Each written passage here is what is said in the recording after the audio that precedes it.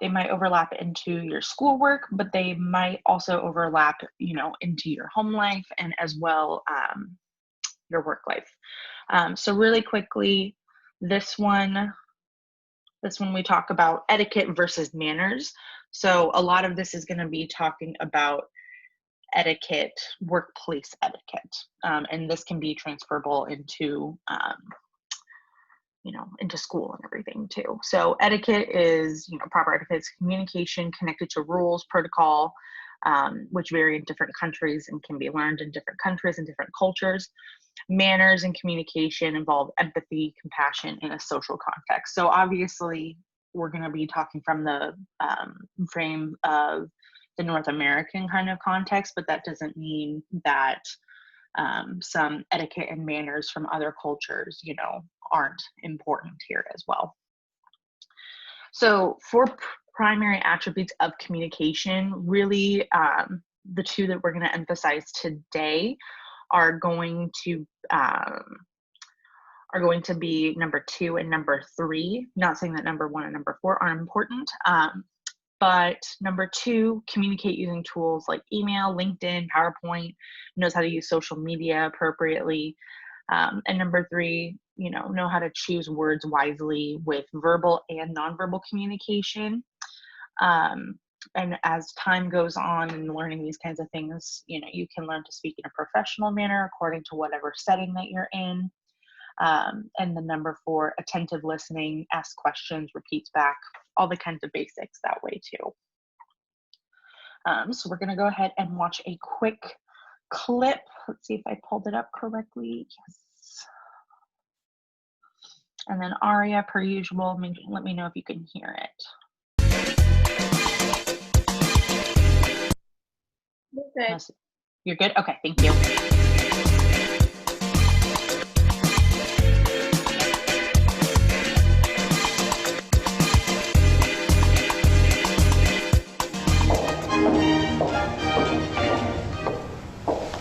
Jean, glad you could make it. Big day.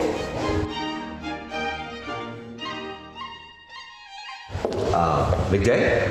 Yes, it's the day you're going to sign the lease on your new retail space. Oh.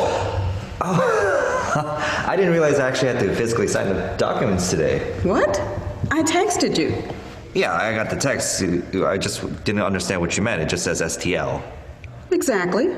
STL. Sign the lease. Yeah, I got that now, but there's a lot of things STL could have meant. There are?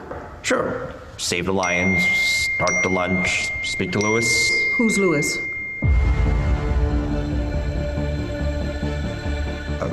My point is that your message wasn't very clear, but now I understand. I'm ready to sign. Great! No, whatever you do, don't sign those documents. But how am I supposed to sign the lease without making any marks on it?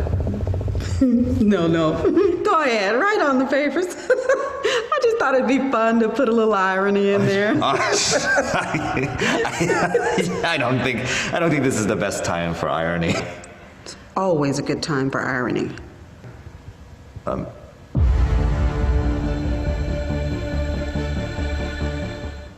But I meant that ironically. I'm confused. Do I sign this? Oh, yes, sign it. Sign away. Okay.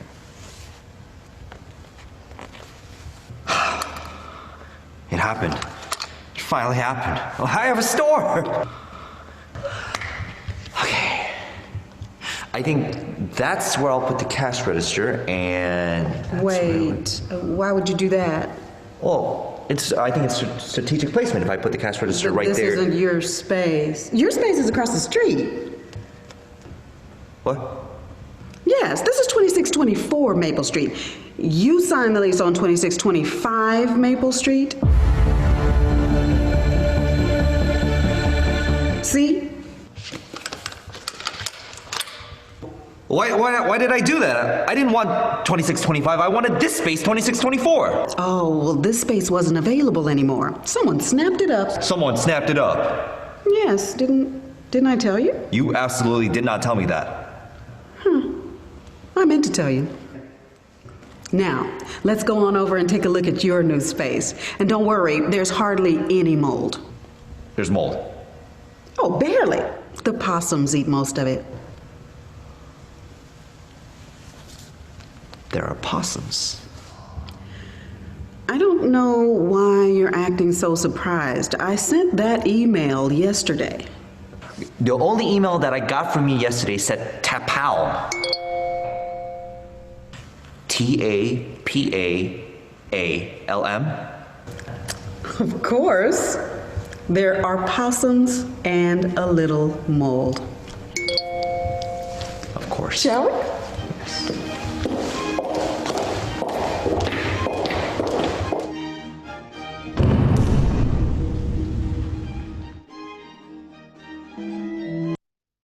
All right. So as we've seen from some of the other videos, these are obviously very exaggerated, but they do get the point across of the real estate agent did not let the newly to be shop owner know what was happening, and so he was left very confused, unable to understand a lot of different pieces with it. So next we're going to kind of talk about emails. So with emails in the work setting versus school setting, there's a lot of similarities that way. So it's important to use a professional email address. If anyone's ever come into the Career Center, we always emphasize using a professional email.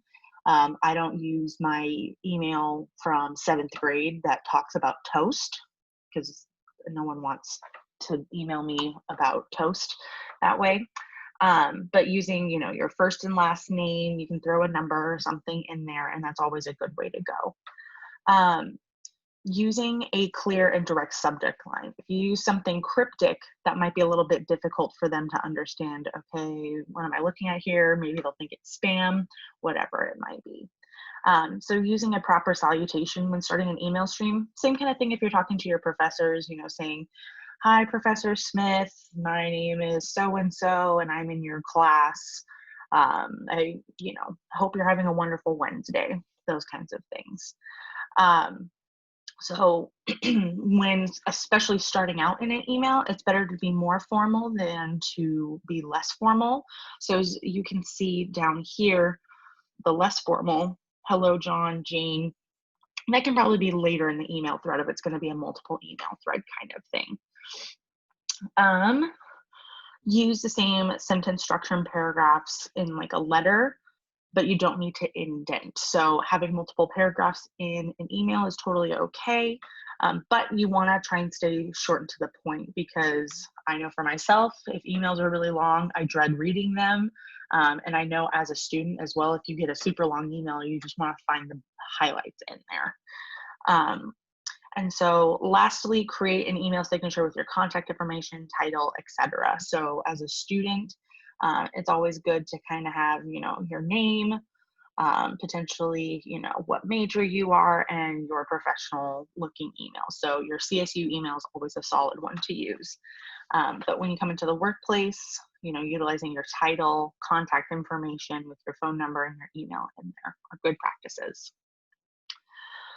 Kind of things to not do. So use a bunch of exclamation points all throughout your email. A lot of these are kind of similar to like texting and messaging that way.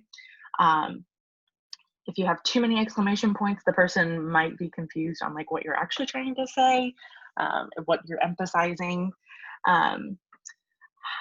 Adding in humor if it might not translate, especially if we're thinking, different cultures and everything. Some people might not find humor the same as others. I know in like the video, she was being ironic and, kind of sarcastic. Utilizing that in communication really should only be done when you really know the person and you know what their humor style is and all those kinds of things. When you're still starting out and you're breaking into the world of work, keeping the humor in your email and your professional pieces can come across very differently. So keep the humor potentially to in-person conversations. a big thing, reply all, or, you know, carbon copy, CC everyone if everyone needs to know your comments. Some organizations like to have everything, you know, documented on there, but not every single one. So just kind of understand your potential company or organization's kind of style that way. So having a large list of recipients with their email addresses shown, use blind carbon copy instead. So a lot of the times as Sac State students, we get sent emails that are really, really big. So anything that we've gotten from President Nelson within, you know, the past like 2 months, those are all blind carbon copy emails because you don't see the entire list of every student that's gotten that email. And lastly, forgetting to spell check. So forgetting to spell check, making sure to reread your email before sending. I know for myself, I always triple check my emails before I send it. I use the, you know, ABC to, you know, spell check on the computer. So that way, you know, I'm not missing anything. Sometimes if it's a really important email, I have someone else look it over for me just to make sure I'm not missing anything. So here is an example of potentially an email that might not be that great. So this person, reminder, kind of cryptic, not exactly sure what that person is saying. What's up, y'all? Not exactly professional. You know, quick reminder that we have a pre-construction meeting scheduled for the first week of next on the school construction project. There's no exact time or date, so everyone is kind of left to their own devices to figure out what that means. We'll be meeting at the office here and going over some pro-tant stuff. All forms need to be turned in prior to this and everything needs to show up to the meetings. You know, so small grammar pieces, lots of little things here and there. So go ahead and take a minute for yourself and find some other things that you can see are probably wrong with this one.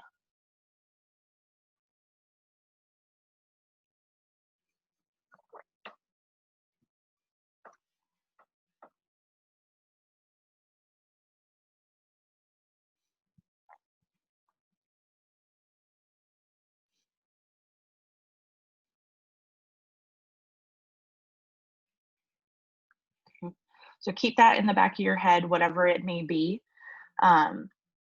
This is more of a positive and not necessary, a more formal email that way. So with the proper addressing, pre-construction, you know, for exactly what they're saying, time frame, all of those kinds of things, exactly all the things that you see that are needed that way. As well, you know, they attached a meeting agenda, which is pretty cool. So what I want us to do now is chit chat time. So in the comment section, and I can always go back to it. I already see that some of you guys have put in some things that changes you noticed in the email version versus the first version. So I can always go back and forth between the two, but I want more, some more differences that you guys see between the first one and the second one that way. So we'll go ahead and take a couple minutes for that. Oh no, I'll go back. So as we all know, here's the first one.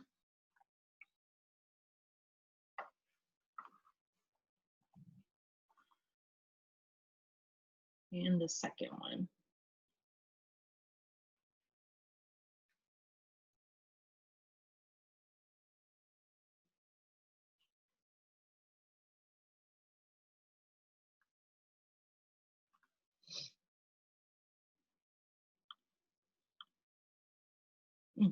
Okay, sweet.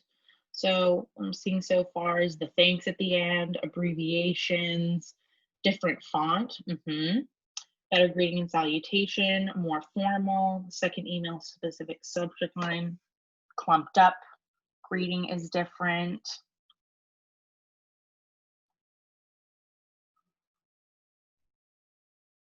And then here is the next one.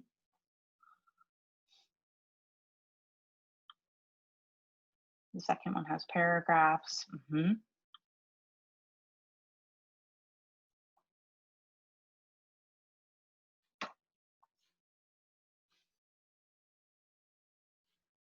First one uses slang. Perfect. Bad grammar. Perfect.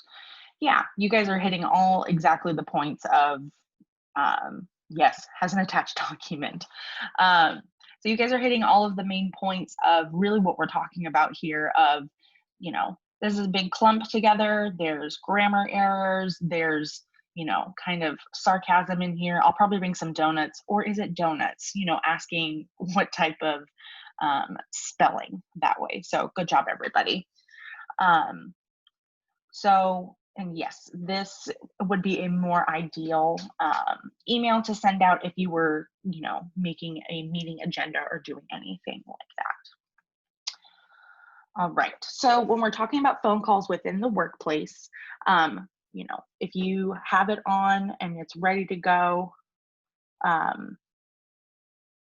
you know, making it kind of quiet or potentially on vibrate, moderate volume, whatever it needs to be.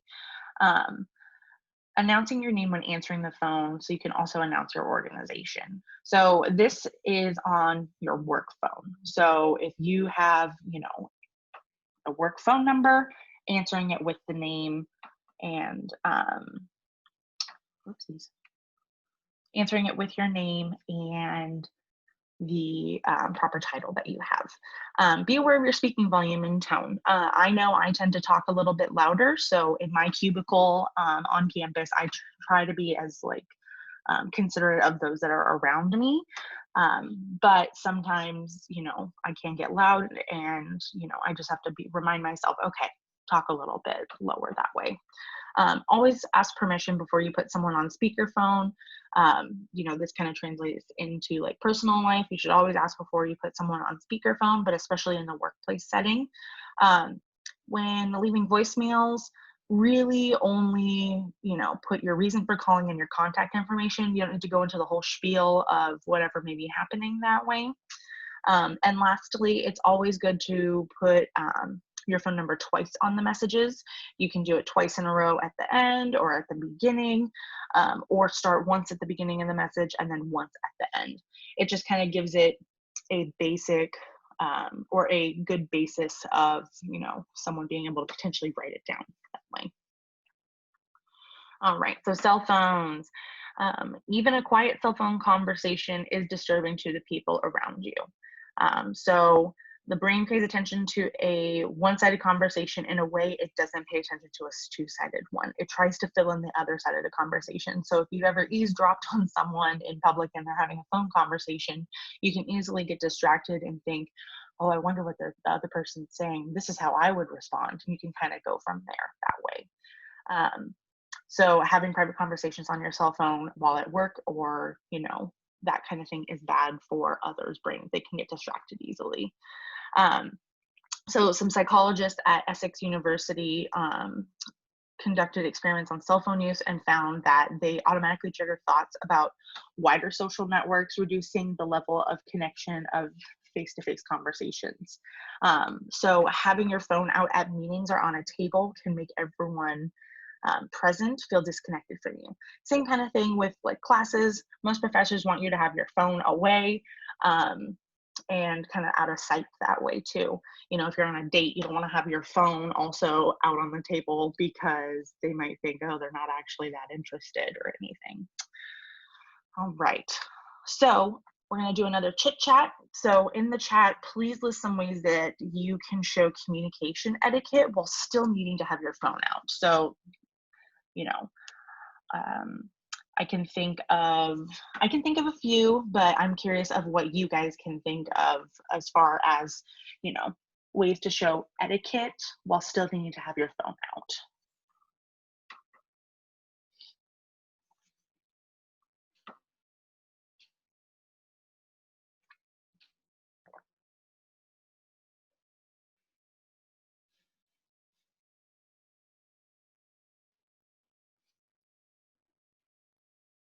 And I can always get the ball rolling, or Aria can think of one.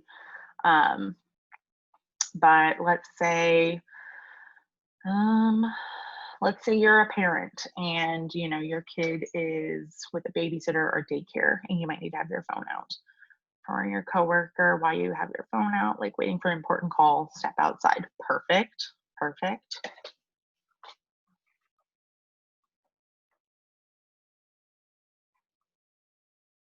Not constantly checking it.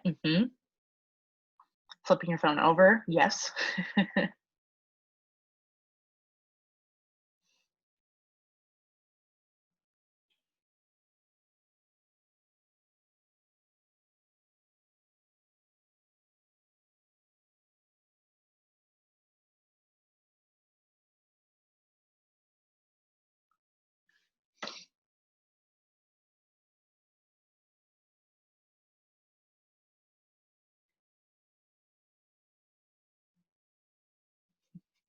I guess Aria sneezed. Well, thanks, Megan, for saying bless you to her. Okay, so some examples of this could include, you know, before a meeting, explaining, oh, there's a few more popping in. There's emergency, letting everyone know that you'll be checking your phone. Perfect. Letting them know you have to use your phone to excuse you. Perfect. Yeah, you guys are hitting the nail on the head. Wonderful. So before the meeting, explaining that your phone, you know, computer, whatever you have, you may need to look up resources during the meeting. You might need to, you know, do some some more formal research while you're in the meeting together. Letting others know that you're, you know, your cell's out because you're expecting someone that hasn't shown up yet. You know, kind of the pieces that you guys are saying. If I have an emergency, doing all the proper communication etiquette that way. Good job. So as we all kind of may know, timing is everything. All phone calls have a delay, and more so excuse me. So pay attention to your timing so you don't talk over the other person.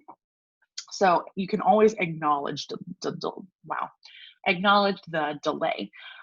So if your phone is lagging or in your bad cell phone reception, you know, tell them like, hey, sorry, oh, give me a minute, you know, I'm in bad reception, letting them know like what's going on that way too.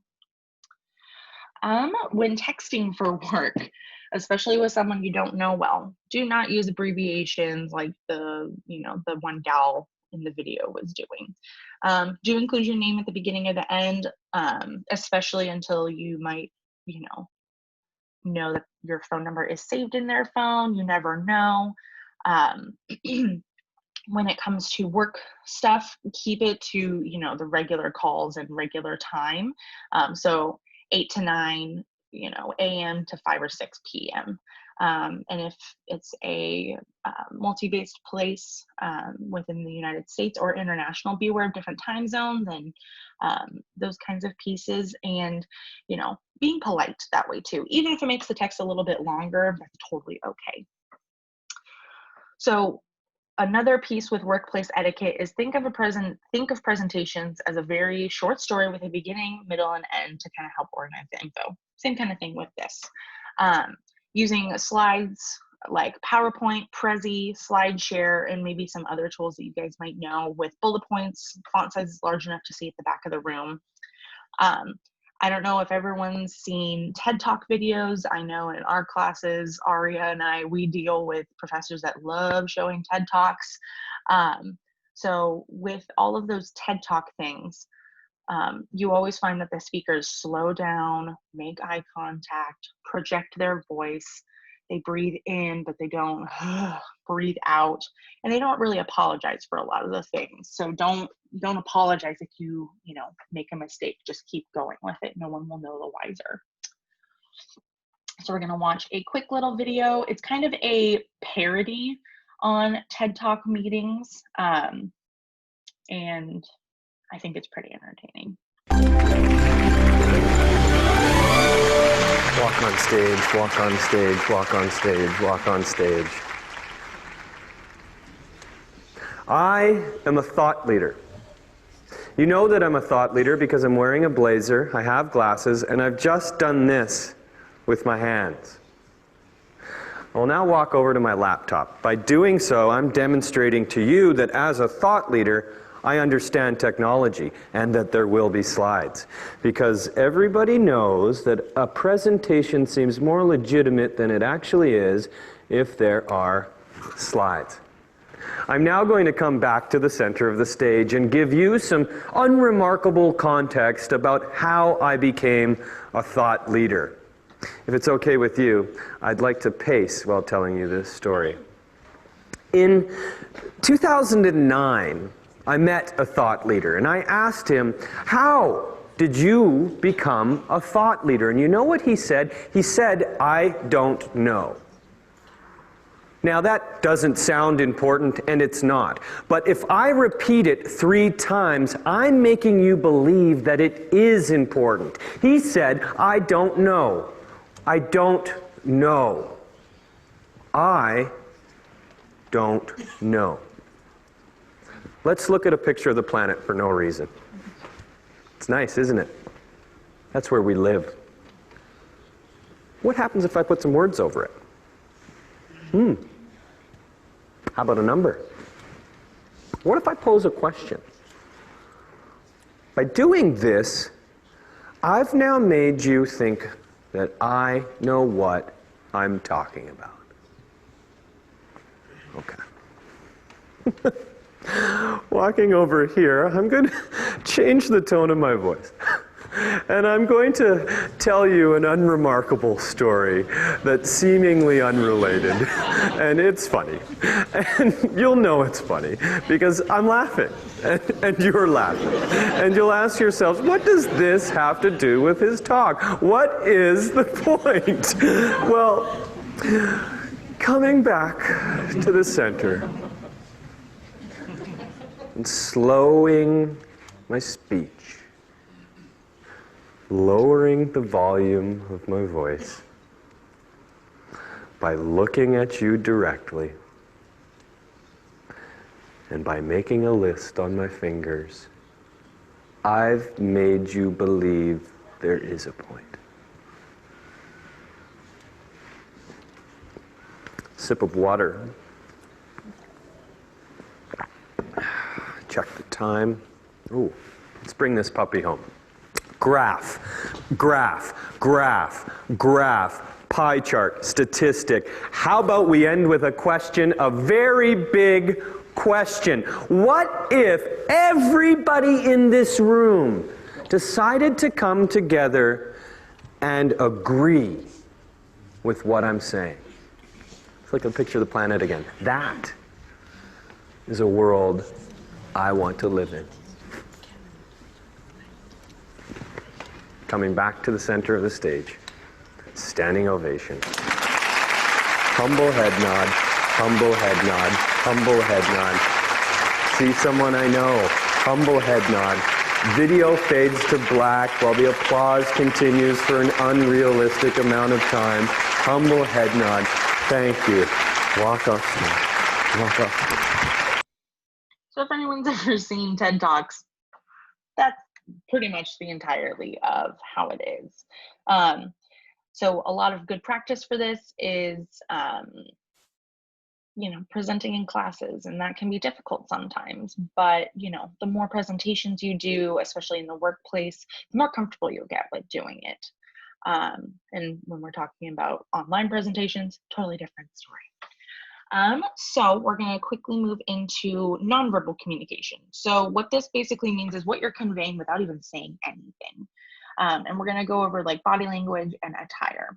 So body language, you really want to emphasize, looking at the person when you're talking with them. Some old wives' tales and some kind of things. So if you're talking with someone and you look towards the right side of your body, that could be you creating, guessing, lying, or storytelling. If you look to the left, you might be recalling, remembering, retrieving facts, thinking about something that happened. When directly speaking with your eyes with someone, you are being honest or potentially fake honesty. And direct eye contact when listening shows attentiveness and interest. And remember to break eye contact appropriately at intervals. And of course, we're talking in the North American context. There are other cultures where having intense eye contact for a prolonged period of time is not appropriate. Arms, you don't want to have your arms like crossed like this, because that shows you're kind of being defensive, reluctant, gripping your upper arms, kind of showing some insecurity. Having an open stance with your arms to your side or kind of like on your hips shows attention and willingness. And your shoulders and arms turned at an angle, potentially secretive blocking. So there can be a lot of things that you're conveying, even like in a job interview, if you're crossed off and not really wanting to discuss anything. Hands supporting the chin or on the bottom of the face, tiredness or boredom. Chin resting on thumb with the index, finger pointing up could be evaluation. Handshake, palm down, could be dominance, palm up or limp grip, submission, accommodating.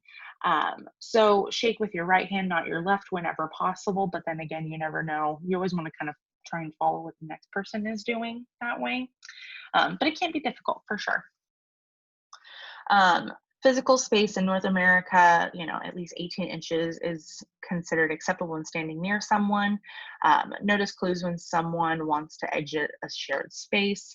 Obviously talking in context of, North America. If shorter, take one step out at a 90-degree angle to equalize eye contact with another person. Having a power stance of your hands on your hips, can show that you're assertive and confident. And these poses actually decrease cortisol levels, and cortisol is a stress hormone that your brain and body produces. So if you have less cortisol in your body, you'll feel more confident and ready and prepared. Professional attire. So you want to have clean, unwrinkled clothing without holes. It shows, attention and to detail and visual presentation. Clothing that is too tight or revealing can go against established dress codes and organizations. And shoes, if they are not suited for the worksite, they can be a liability.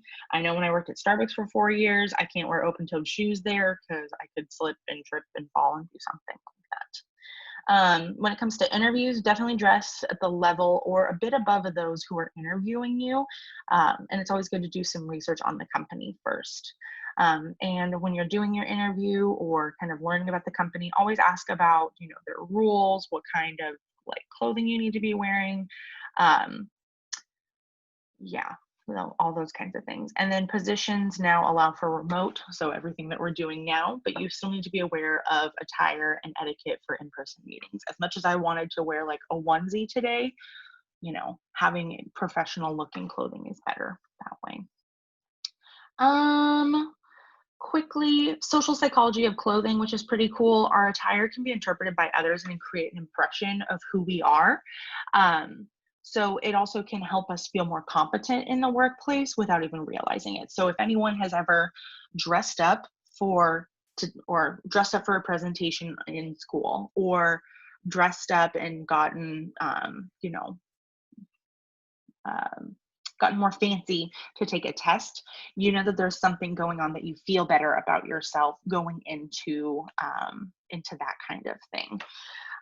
So a study that's pretty interesting kind of talks about individuals' clothing affecting the interpretation of self and interpretation of others.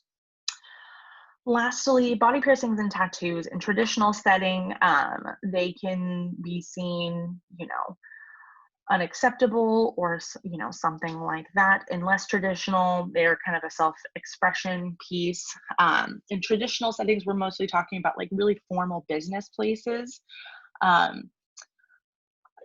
Not necessarily my big thing about this, but I also understand that different cultures and all other kinds of things, they can be contested if it's part of your cultural or religious heritage that way.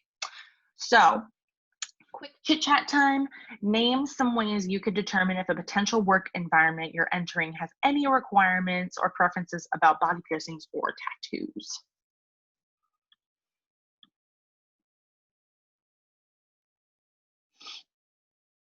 Ask. Yep, that's pretty common. Yeah. Look at the people interviewing you. Perfect. Yeah, that's a good indicator to see what they're wearing and, if they have any piercings, tattoos, or different colored hair. Observe others, research, read the rules. Perfect. Look at the people around the office and the vibe of the office.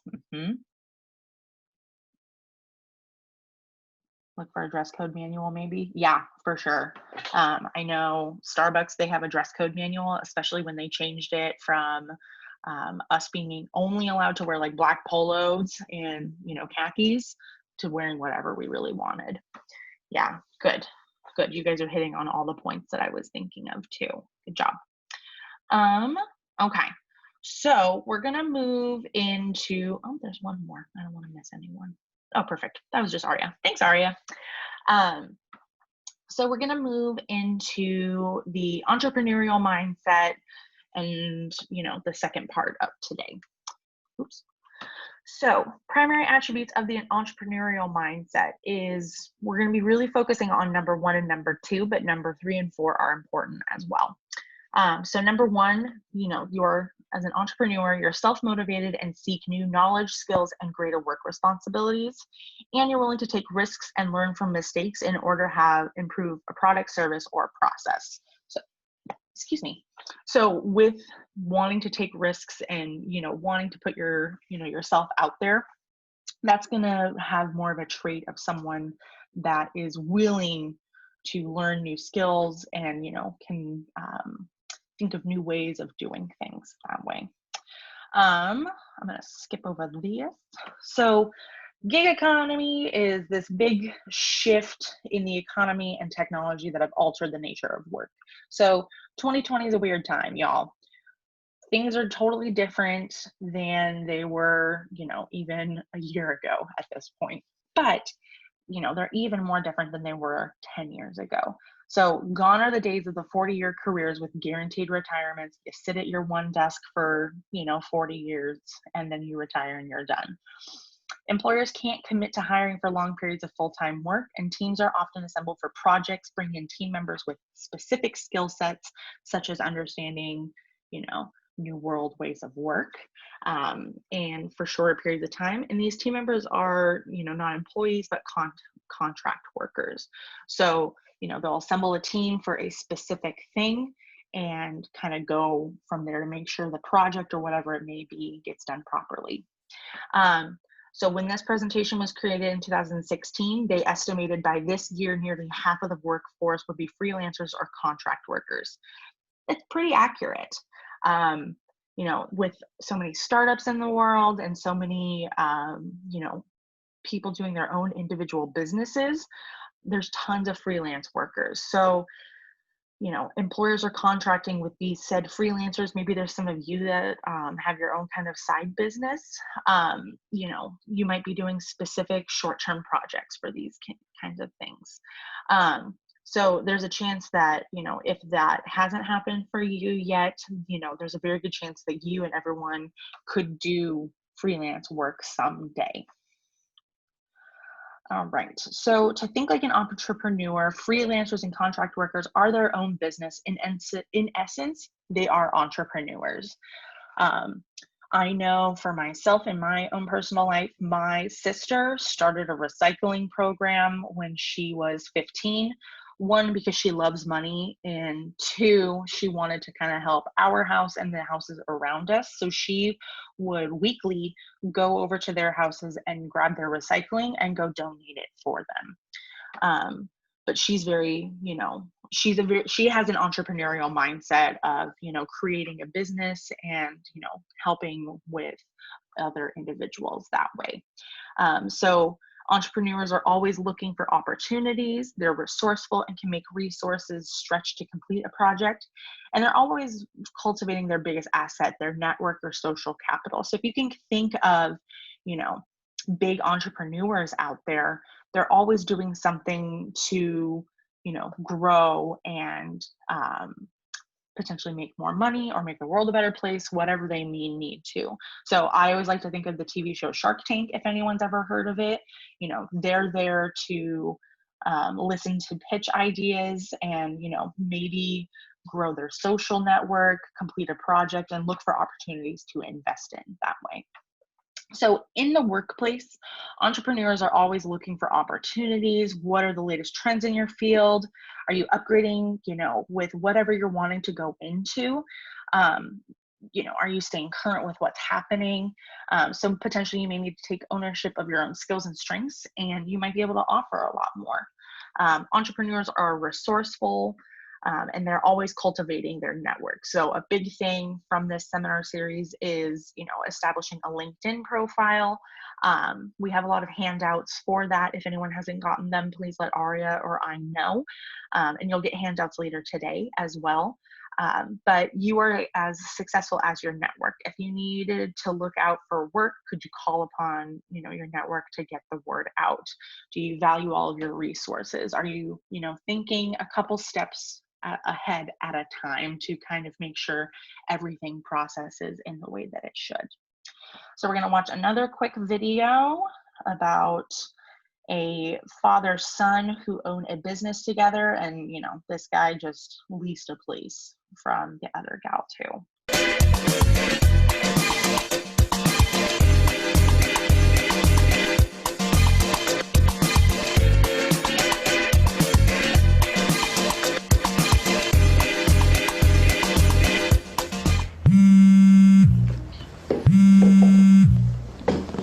Dad, what's happening?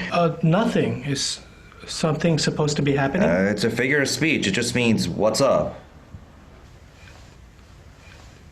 The ceiling, the light fixture. Ooh, that's Okay. kind of dusty. What I meant was, why are you calling?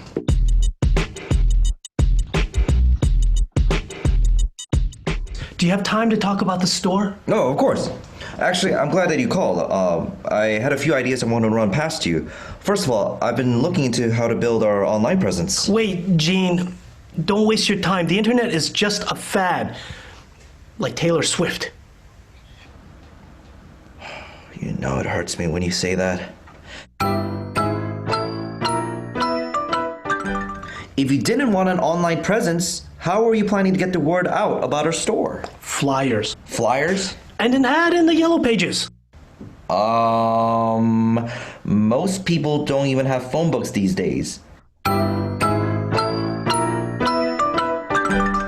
We have to advertise the store in a way that people actually see. Now, here's another thing I was thinking. Cross promotions. That thing with the plants and the bees and the flowers. No, that's cross-pollination. What I'm thinking is that we find some other business, maybe a restaurant or something, and make a deal. We give 10% off to the customers that show a receipt from their restaurant, and they give 10% off to the customers that show a receipt from our store. No discounts. That's losing money. I did the math. You did it wrong. No, I didn't. Look, I'll send you the spreadsheets right now.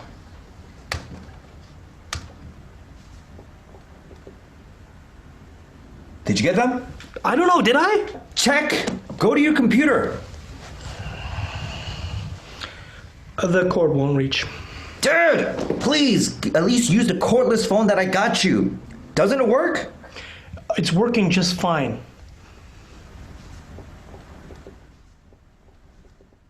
Why do I not believe you?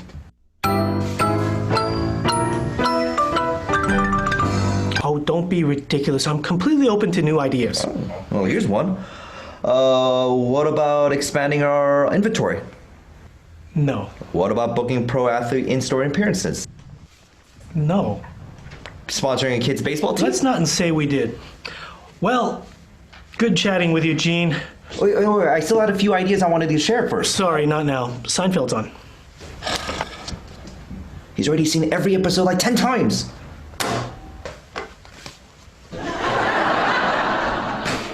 George, you're such a loser.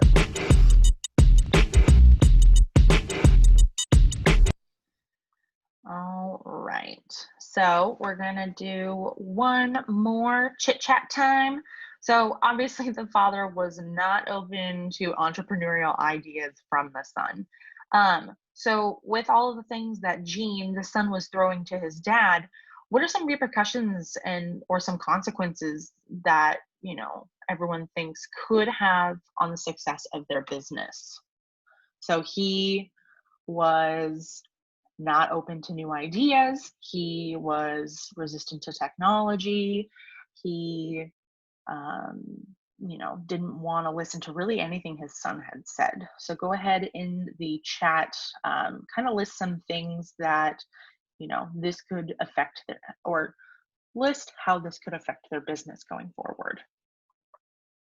Yep, business might not move forward and fail. Taking chances. The risk losing the business due to coming off as outdated. Yes, that's exactly one big thing that I was thinking. Especially when he still has a cord phone, which I don't know of anyone that has a cord phone still, but maybe some of our parents or grandparents might have some still. But having the cordless phone and, not willing to move past changing that out. Let's see, constant arguing between the son and the father.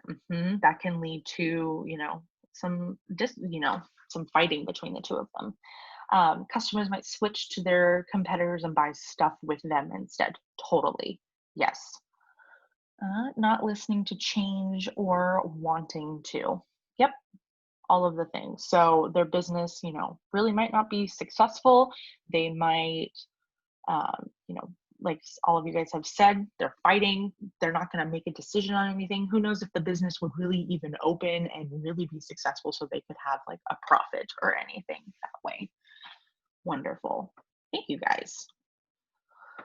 All right. So, oopsie, keep doing that. Okay. So building your entrepreneurship mindset, so E-ship, creating a value proposition. So this is described as what the entrepreneur or worker is offering that adds value to the client or employer. So as a entrepreneurial mindset, you're able to solve problems potentially. You should take this approach as, a normal, employee of what problem can you potentially solve? Like, can you leverage some skills that, you think really add value to make you a invaluable person to your employer? And how can you articulate your value proposition to a potential client or employer? So a big thing with this, and a big thing that students also struggle with, is the elevator pitch. So what this really is clearly articulating your strengths within 60 seconds. So it's brief, but a thorough description of your value proposition. So entrepreneurs can spend hours crafting their 60 to 90 second elevator pitch because they want to be prepared and be able to concisely explain their value proposition, because you never know who you might meet and who a potential customer or client might be. A big career theory, like a career development theory, is called the happenstance theory. And this is really based off of the idea that you never know when you're going to meet someone. You never know when a door is going to open. And there's a book called Luck is No Accident, which is really cool. And it's a lot of different stories of, you never know when you might meet the right client or customer or person to help get you to your next steps that way. And pretty cool, one of the writers of that book is actually a professor at Sac State. So that's pretty cool. So as an employee, you should kind of take the same approach. So if you were to randomly, wherever you might be, meet your dream employer, after this presentation, could you be able to describe your own value proposition or elevator pitch in less than 90 seconds? So to create an elevator pitch, it's more challenging than it sounds, because a lot of people tend to overthink it.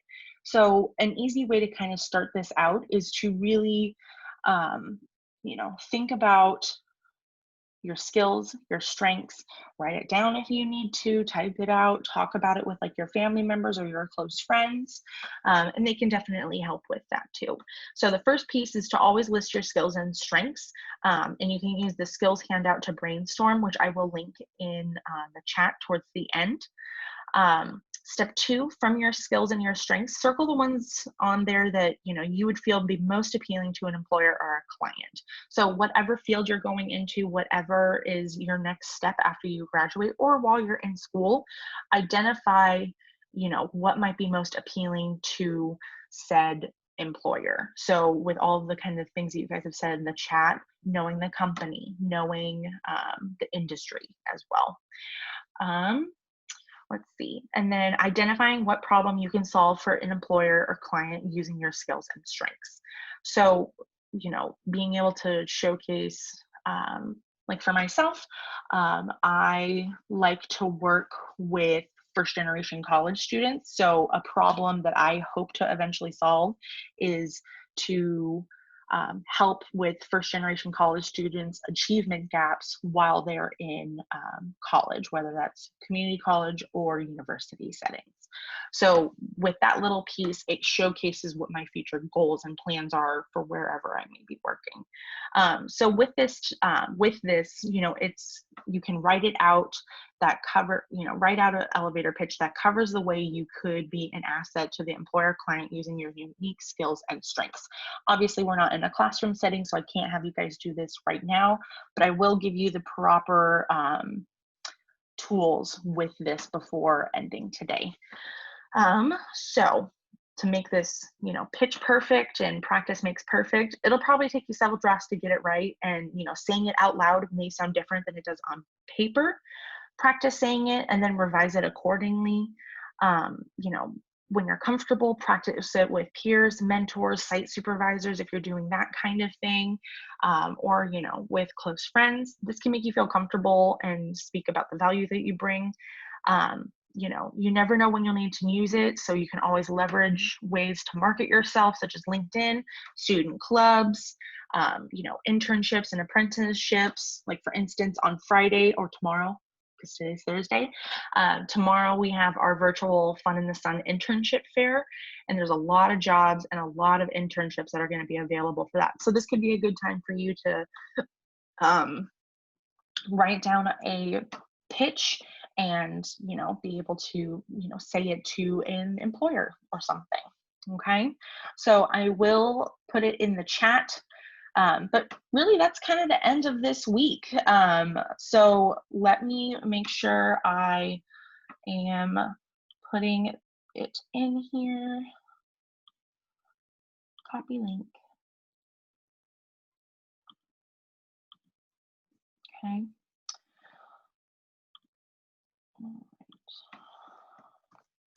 So hopefully everyone has access to that. If you don't, for whatever reason, email myself or Aria and we can give it to you. In there, you guys can see that there are kind of etiquette rules that you learned in class today or learned in this today.